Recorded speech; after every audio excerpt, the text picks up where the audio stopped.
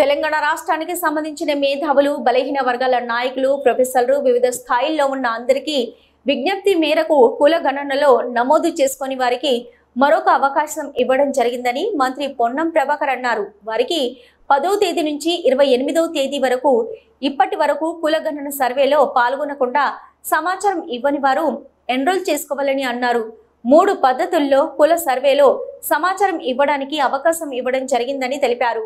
తెలంగాణ రాష్ట్రానికి సంబంధించిన మేధావులు, బలహీన వర్గాల నాయకులు, ప్రొఫెసర్సు, వివిధ స్థాయిల్లో ఉన్నటువంటి అందరి విజ్ఞప్తి మేరకు తెలంగాణలో ఎవరైతే కుల గణన లోపల వాళ్ళ పేర్లు నమోదు చేసుకోలేదో 16వ తారీఖు నుంచి 28వ తారీఖు వరకు చేసుకోవడానికి 3 పద్ధతులలో అవకాశం కల్పించినాం.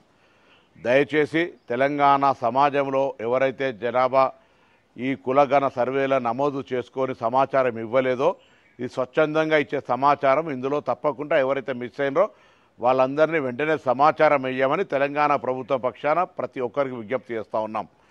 ఇందుకు సంబంధించి ఆనాడు విజ్ఞప్తి చేసిన వాళ్ళు లేదా విమర్శించినటువంటి వాళ్ళు ఇప్పుడు మిస్ అయినటువంటి వాళ్ళందరినీ మోటివేట్ చేపించి ఇందులో జనాభా లెక్కల్లో ఈ యొక్క సర్వేలో భాగస్వాములు అయ్యే విధంగా చూడాలని ఆ సంఘాల మేధావులందరికీ విజ్ఞప్తి చేస్తూ ఉన్నా.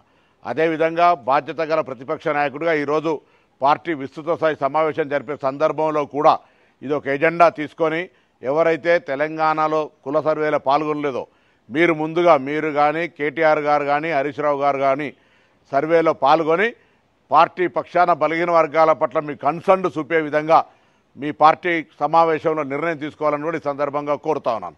అవి చేయకుండా ఊరికైన విమర్శలకే పరిమితం అయితే తెలంగాణ బలహీన వర్గం చూస్తూ ఊరుకోదనే మాట మనవి చేస్తూ మరొకసారి తెలంగాణ ప్రజలందరికీ విజ్ఞప్తి చేస్తున్నా. ఇప్పుడు ఇస్తున్నటువంటి అవకాశాన్ని వినియోగించుకొని కుల సర్వేలో భాగస్వాములై తెలంగాణ జనాభా లెక్కల్లో ఉండే విధంగా చూసుకోవాలని విజ్ఞప్తి చేస్తున్నా.